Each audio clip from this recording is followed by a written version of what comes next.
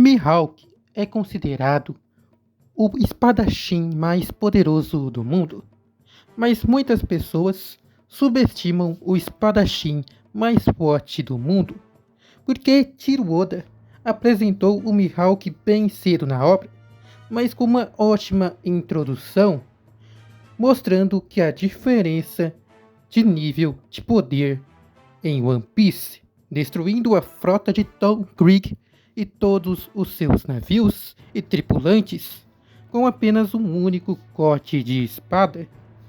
Só que mais pra frente na obra, Oda não trabalha muito bem este título, não colocando muitas lutas e façanhas do Mihawk, embora ele tenha citações e também menções do nível de seu poder, como por exemplo, naquele momento em que o marinheiro revela a recompensa de Mihawk e diz que as habilidades de espada dele superam a de Shanks, e também as menções que não só em habilidade, mas em força e poder, Mihawk é o pináculo da arte da espada neste universo.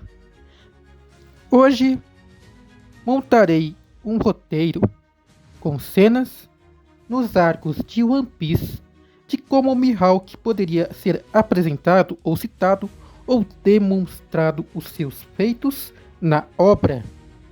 Bem, não farei alteração alguma na introdução dele no arco do Baratie, porque aquilo foi perfeito e neste cenário podemos, é claro, dizer que Oda foi um gênio. Bem, quando Mihawk vai apresentar a recompensa de Luffy para Shanks, Oda nos dá uma cena em que Shanks olha Mihawk com um olhar ameaçador, não querendo tirá-lo da ilha, e o convida para tomar umas bebidas.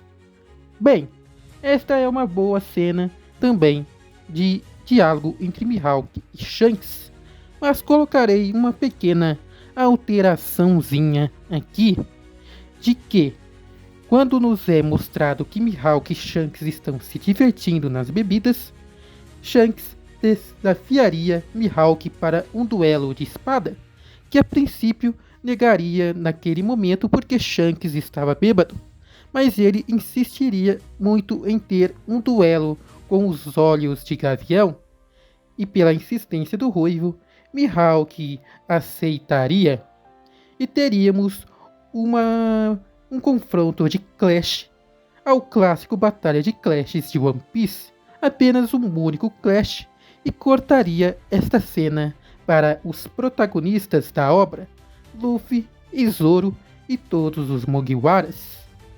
E mais pra frente, seria citado que houve este pequeno confronto entre o Shanks bêbado e o Mihawk sóbrio, e que aquela ilha em que os dois estavam foi completamente destruída e cortada em vários pedaços de rochas, escombros, florestas e árvores e montanhas para todos os lados.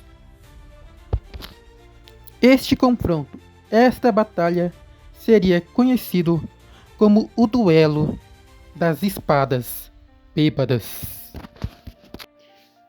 A próxima aparição de Mihawk foi na reunião dos Shichibukais, falando sobre o rebaixamento de Crocodile. Eu tive uma ideia de, neste roteiro, Mihawk fazer algo mais além do que apenas aparecer para observar. Eu faria com que Doflamingo ficasse intrigado com a façanha do título do Mihawk e atacasse ele com as suas cordas extremamente poderosas e fios afiados. Mihawk simplesmente pegaria a sua espada e cortaria os fios como se fosse um bife mal passado.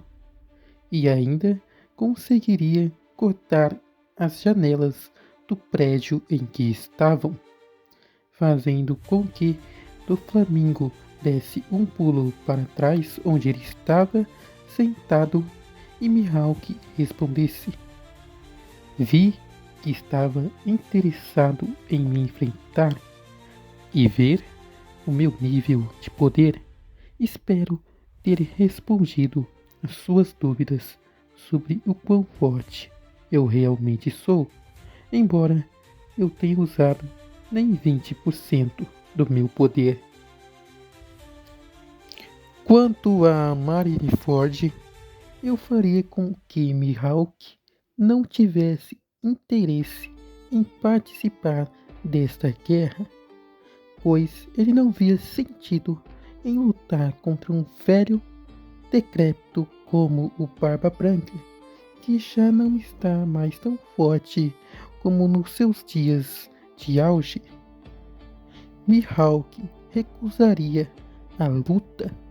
Lembrem-se que Jinbei foi preso por se recusar a lutar contra o pai. Então, com certeza, mandariam alguém forte para caçar o Mihawk. Então eu pensei, quem da marinha seria poderoso para caçar o Mihawk?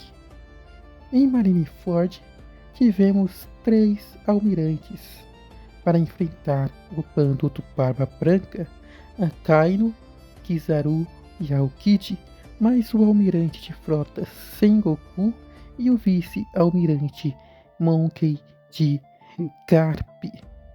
Eu colocaria para caçar o Mihawk Kizaru, que já nos foi apresentado em ação contra Rayleigh, para assim diminuir um pouco ainda mais a potência da marinha.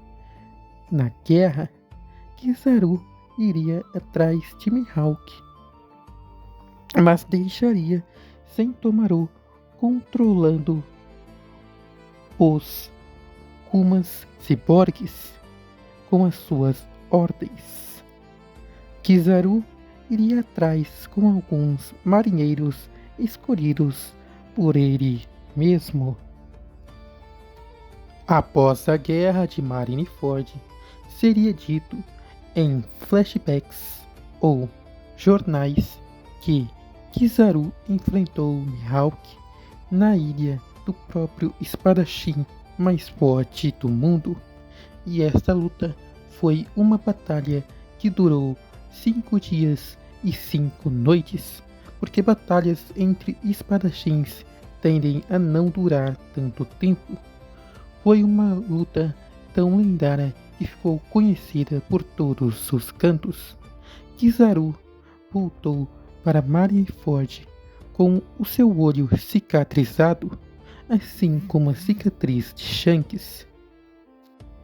Mais tarde teríamos a caça aos Shichibukais, protocolada pelo governo do Akainu graças às façanhas políticas de Fujitora, aliados ao Chapéu de Palha.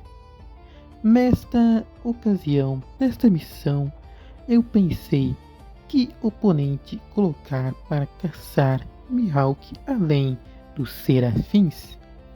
Eu colocaria para caçar o Mihawk Rob Lucy. Sim, eu não colocaria o Rob Lucy para aparecer no arco de Egghead, não.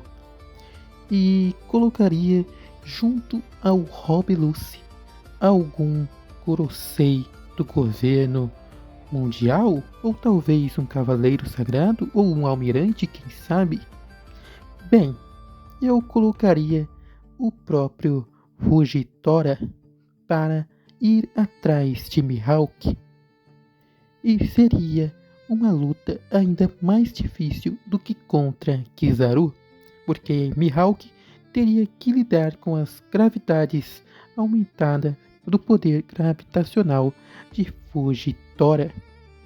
Fujitora sairia da batalha com ainda mais cicatrizes, mas no lugar do rosto ele sairia com cicatrizes em seu braço que empunha a sua espada, enquanto Mihawk receberia o seu primeiro dano na história de sua vida, que seria uma cicatriz na barriga parecida com a cicatriz do Kratos de God of War.